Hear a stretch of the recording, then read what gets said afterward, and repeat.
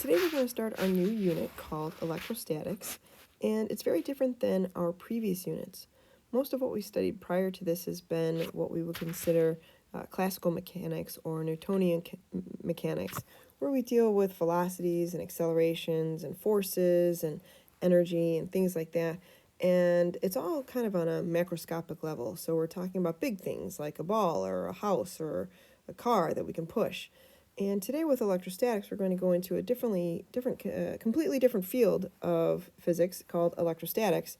And it's going to be based on what's happening at a very small size, so atomic size. So we're talking a lot about electrons and neutrons and protons, things that you probably remember studying from chemistry. So we're going to do a little bit of a review that has to do with chemistry. So for instance, right here, we have just a kind of a typical atom.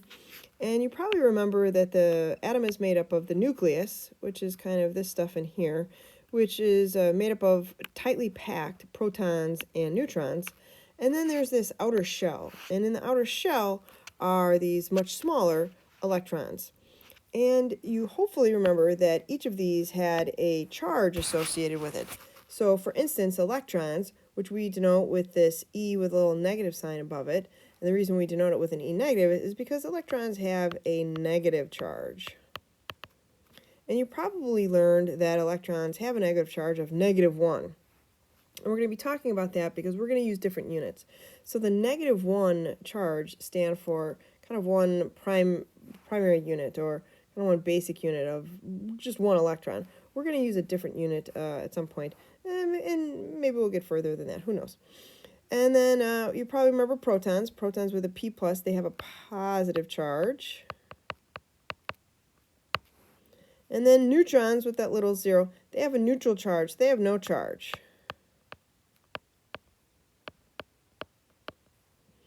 So in the nucleus, we have the positively charged proton, the no charge neutron, and then on the outside, we have the electron. And this is going to become important because we're going to talk about how charges can move around, and we're going to see that the protons are stuck because they're in the nucleus, but the electrons actually can move around, okay? So we kind of read what we've got here. Nothing else gives charge, right? That's it. If you have a charged object, it's because there's an electron or a proton with a negative or positive charge on there. And so what you would see if you were in class, and it would be interesting, well, okay, interesting physics-wise, is that when you rub a balloon on your hair, and you might have done this before at a party or seen someone do this, when you rub a balloon on your hair, the balloon actually becomes charged. So what this means is that the amount of electrons and protons on the balloon are no longer equal. There's no longer that balance. Many times, most of the time, most objects have a neutral charge. So for instance, you right now have a neutral charge. You have the same amount of electrons and the same amount of protons in your body. Objects that have equal amount of electrons and to protons are electrically neutral. So you are neutral. You are not charged. You do not have a charge. Objects with more electrons, so if they have more electrons than protons, these are going to be electrically negative. And objects with fewer electrons than protons are electrically positive. And what's important is that when charging, the only object, the only subatomic particle that can move is the electron. The electron moving is the only thing that makes something charged. So for instance, if we look up here at this picture up here, we have this picture and it looks like, what do we got? We got 2, 4, 6 electrons, and if we count the protons, which are these green ones, we got 1, 2, 3, 4, 1, 2, 3, 4, 5, 6 of those as well. So as it stands, this particle is neutral because we have 6 electrons that are the red ones and 6 protons, which are the green ones. Now, a lot of people make the mistake and they say, well, to become negatively charged, I could just lose one of these positive things, right? Because then I'd have 5 protons but 6 electrons. But in fact, that is not possible. This nucleus is really tightly packed. We cannot lose anything from the nucleus. That's never going to happen. So the only way for this particle to become charged is to either lose an electron, which means it would have 1 fewer electron than protons, and it would be positively charged, or for it to gain an electron from someplace else, which means it would have more electrons than protons and it would be negatively charged. So what we're going to see is that the electrons move, whereas the protons always 100% stay where they are at. So you rub a balloon on your hair to charge it.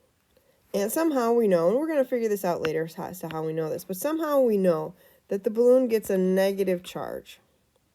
Which of these is possible? Did the balloon gain electrons? Did it gain protons? Did it lose electrons? Did it lose protons? Well, right away, I know it didn't gain or lose protons because protons can't move. They are stuck. Now, if it's negatively charged, that means the balloon must have gained electrons, because if it gained electrons, that means it has more electrons than protons, so it must be a negative charge. If the balloon had lost electrons, that would mean that it would be positive, and we know that it's not. So it would be positive if it lost electrons. So we know for certain that this balloon must have gained electrons. Okay? Let's take a look at another example. And let's assume that after getting charged, we have an empty Coke can, and we somehow know that the empty Coke can has a positive charge on it. We want to explain the movement of protons and electrons that occurred to give it this charge, this positive charge. So again, the first mistake people make is they say, oh, well, we must have gained some protons. We gained some positive charge. That can't have happened. So what must have happened here is that the electrons, some electrons, must have left the Coke can.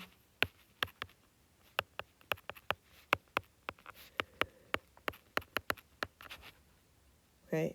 Well, when the electrons left the Coke can, that's leaving more protons behind than electrons. So the object is now positively charged. So hence a positive. And sometimes, you guys know this, sometimes I like to just write, I get lazy, so I write positive as a plus sign. Now, a couple things to keep in mind, and you guys can read this, but hey, you're watching the video, so I might as well read it to you. Okay, we're talking about something that's really small. Electrons are really, really, really small. So when we talk about electrons, we're not going to talk about the number of electrons and protons that are in these objects. Because, for example, an electrically neutral balloon, which a balloon is pretty small, could have somewhere around this many electrons and an equal number of protons. That's a huge number. If you were to write this out in scientific notation, you would find this is 1 times 10 to the 24th electrons. That's a lot of electrons. Okay, so we don't talk about, hey, this object gained 8 electrons or this object lost 5 electrons. That's really tough to talk about. So we just say, hey, we gained some electrons or we lost some electrons. Because that makes sense. To figure out how many, you'd have to know something about the charge. And sometimes we're just dealing with, hey, did it gain some or did it lose some? Okay. Now, another really important idea to keep in mind as we go forward is that we're going to look at lots of different situations involving objects that are attracting and repelling. So you probably learned in chemistry class at some point that objects that have a similar charge or a like charge repel, and objects with an opposite charge attract. So if you have a positively charged balloon and a negatively charged balloon, they attract, and if you have 2 negatively charged balloons, they will repel. But keep in mind that you hadn't learned about forces yet in chemistry. So this idea of attracting and repelling simply means that the positive object is exerting a force on the negative object, and it's an attractive force. So when we say that like charges repel, what we mean is that like charges, let me change over to my pen here, like charges exert a force on each other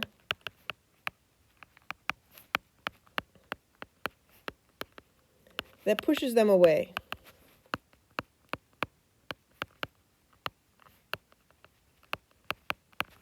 Similarly, opposite charges, so for instance, if we had a positive positively charged object and a negatively charged object. So opposite charges exert a force.